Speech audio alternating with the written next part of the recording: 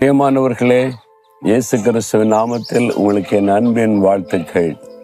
இந்த நாளில் ஆண்டவர் எனக்கு என்ன வார்த்தை வைத்திருக்கிறார் அப்படின்னு இருக்கிறீங்களா? 71ஆம் சங்கீதத்தில் 21வது வசனம், என் மேன்மையை பெருக பண்ணி என்னை மறுபடியும் தேற்றுவீர். ஆண்டவரே, என் மேன்மையை நீர் பெருக பண்ணி என்னை மறுபடியும் தேற்றுவீர். உங்களுக்கு ஒரு தேற்றுதல் உங்களுக்கு தேவை இருக்குது. இருதயம் காயப்பட்டுட்டு உள்ளத்தில் ஒரு வேதனை இருக்குது, ஒரு மன துக்கத்தோடு இருக்கிறீங்க, ஒரு ஆறுதல் தேறுதல்பாங்கள்ல ஒரு தேற்றுதல். யாராவது தேற்றுனா நல்லா இருக்கும் அப்படின்ற மாதிரி ஒருத்தர் ஆறுதல் சொல்லும் போது மனசுக்கு ரொம்ப ஆறுதலா இருக்கு, ஒரு தேற்றுதல் இருக்குது அப்படின்னு சொல்றோம்ல. அதே மாதிரி ஆண்டவர் நம்மை தேற்றுவீர் அப்படின்னு விசுவாசத்தோடு சொல்றார். அவர் தேற்றுகிறவர். அநேக சமயத்துல அவர் என்னை தேற்றி இருக்கிறார்.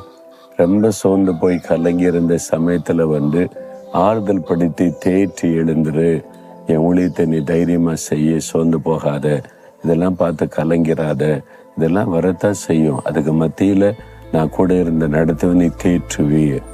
அந்த தேற்றுதலை நான் பெற்றிருக்கிறேன், அதனால மறுபடியும் என்னை தேற்றுவீர் அப்படின்னு தைரியமா சொல்ல முடியும். உங்க வாழ்க்கையில கூட நடந்திருக்குல்ல, ஆண்டவர் எத்தனை முறை உங்களை தேற்றி இருக்கிறார். இது உங்களை மேன்மைப்படுத்துவார். ஆண்டவர் சொல்ல, நான் மேன்மைப்படுத்தி தேற்றுவீர். அதை விசுவாசிக்கிறீங்களா? அந்த பக்தன் விசுவாசத்தோடு தான் சொல்றார், என்னை மறுபடியும் மேன்மைப்படுத்துவீங்க, மறுபடியும் என்னை தேற்றுவீங்க, நான் விசுவாசிக்கிற ஆண்டவரே என்பதாய் சொல்லுகிறார். அப்போ உங்க வாழ்க்கையில கூட இன்றைக்கு நீங்க ஆண்டவரை பார்த்து சொல்லணும், நான் சில மரியாதையை இழந்துட்டேன் ஆண்டவரே, மேன்மையை நான் இழந்துட்டேன்.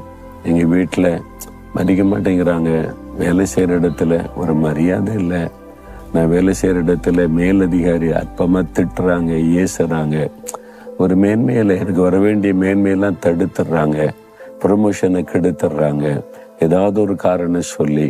அதனால நான் மேன்மை அடைய முடியல. பிஸ்னஸில் எவ்வளோ கஷ்டப்படுறேன், எவ்வளோ பிரயாசப்படுறேன், ஒரு மேன்மையான ஆசீர்வாதத்தை பார்க்க முடியல. முதல்ல நல்லா இருந்தேன், இப்போ எல்லாமே சரிந்து கொண்டே வருது. சூழ்நிலை பார்த்தா ஜிஎஸ்டின்றாங்க, டேக்ஸ் அதுக்கு இதுக்குன்றாங்க, எல்லாமே போச்சு. அதனால நான் எல்லாம் மேன்மையெல்லாம் இழந்து போய் நிற்கிறேன். அப்படி சோர்ந்து போய் இருக்கிறீங்களா? மறுபடியும் கர்த்தர் உங்களை மேன்மைப்படுத்துவார். அதே இடத்துல, எந்த இடத்துல நீங்கள் சிறுமைப்பட்டு நிற்கிறீங்களோ அதே இடத்துல உங்களை மேன்மைப்படுத்தி உயர்த்துவார். உங்களை மறுபடியும் ஆண்டவர் தேற்றுவார். அதுதான் ஆண்டவர் உங்களுக்கு சொல்லுகிற வார்த்தை. நீங்க ஆண்டவரை பார்த்து சொல்லுங்க, ஆண்டவரை நான் விசுவாசிக்கிறேன், நீங்க மறுபடியும் என்னை மேன்மைப்படுத்துவீங்க, என்னை தேற்றுவீங்க. அந்த விசுவாசத்தை நீங்க அறிக்கையிட்டு பாருங்க, இப்பவே உங்களுடைய உள்ளத்துக்குள்ள ஒரு ஆறுதல் தேறுதல் வரும். அந்த வேதனை எல்லாம் மறைஞ்சிரும். சூழ்நிலையில மாற்றத்தை நீங்க பார்ப்பீங்க. நான் நிறைய டைம்ல அப்படி பார்த்துருக்கிறேன். ஆமா, நான் உங்களை போல பாடுள்ள மனுஷன் தானே. இந்த ஜெப நடக்கிற இந்த பந்தலுக்குள்ள இந்த இடத்துல எவ்வளவோ நான் கண்ணீர் வடித்து இருக்கிறேன்.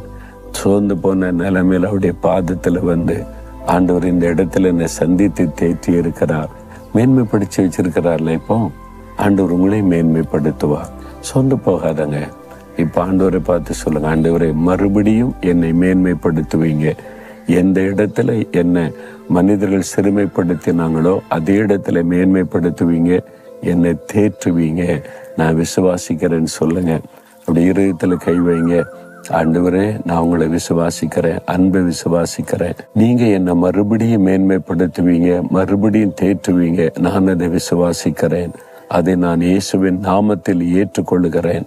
இந்த நிமிஷத்திலிருந்து என்னை தேற்றுகிற தேவனுக்கு ஸ்தோத்திரம் ஸ்தோத்திரம் என்று துதிக்கிறேன். இயேசுவின் நாமத்தில் ஆமேன், ஆமேன்.